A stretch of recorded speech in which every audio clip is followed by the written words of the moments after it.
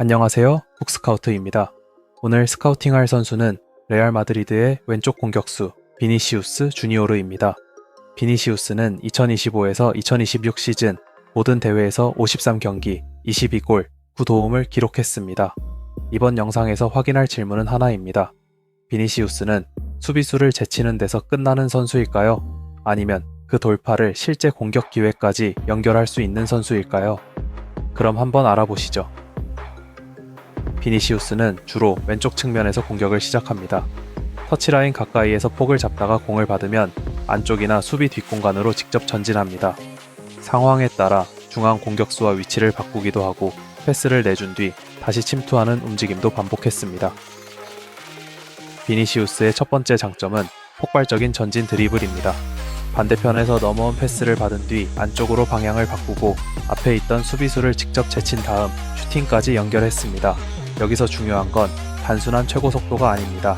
짧은 터치로 공을 가까이 둔 상태에서 방향을 바꾸고 상대가 다시 균형을 잡기 전에 곧바로 가속합니다. 정지된 1대1뿐만 아니라 역습에서도 직접 공을 운반하며 수비 라인을 뒤로 밀어냈습니다. 상대가 반칙으로 공격을 끊는 장면도 여러 차례 나왔습니다. 제가 가장 높게 평가한 부분은 단순한 속도보다 방향을 바꾼 직후 다시 가속하는 능력이었습니다. 첫 번째 수비수를 제치는 동작과 이후의 전진이 끊어지지 않기 때문에 상대 수비가 다시 정렬할 시간을 주지 않습니다. 그리고 두 번째 장점은 드리블 이후의 기회 창출입니다.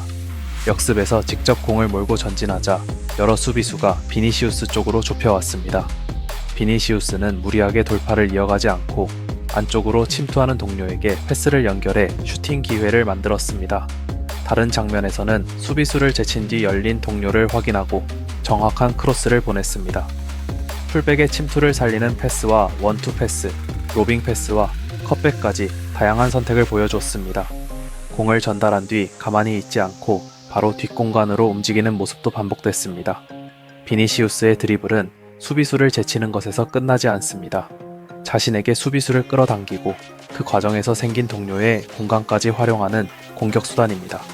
물론 모든 돌파가 좋은 결과로 이어진 것은 아닙니다.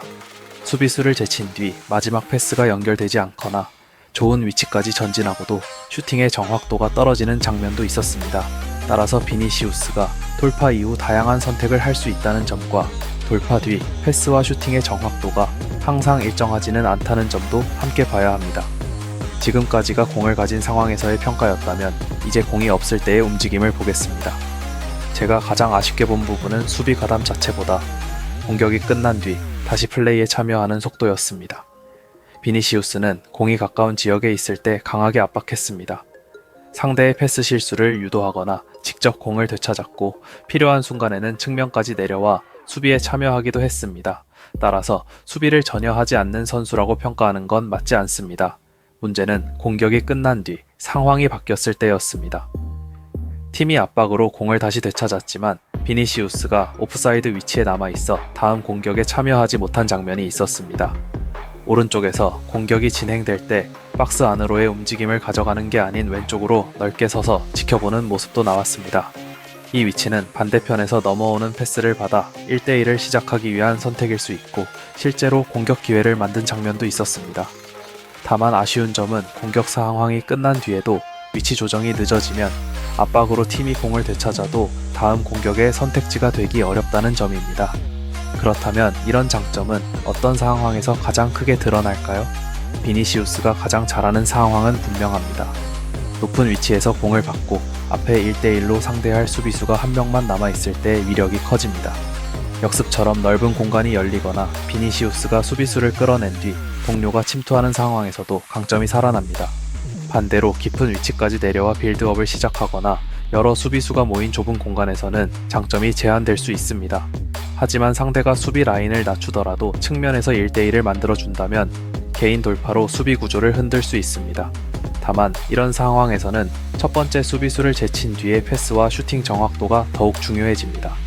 비니시우스가 아스날로 이적한다고 가정하면 가장 자연스러운 위치는 왼쪽 윙어입니다.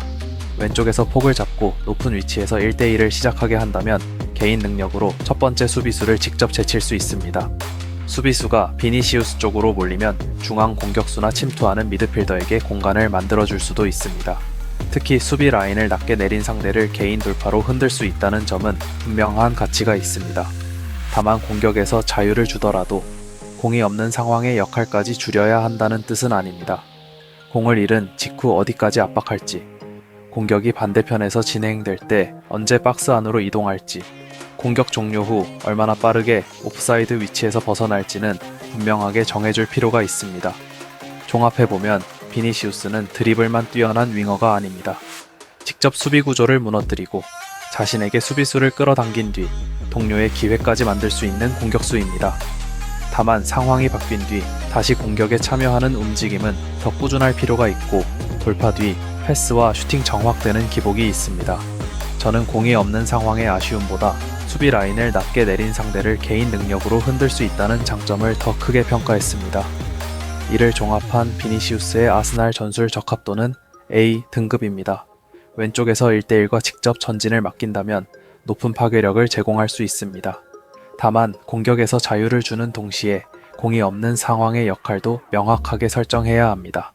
한 줄로 평가하면 비니시우스는 폭발적인 돌파로 수비를 무너뜨리고 동료의 기회까지 만들며 아스날로 이적한다면 왼쪽 공격에 확실한 차이를 더할 수 있는 선수입니다. 지금까지 쿡스카우트였습니다. 감사합니다.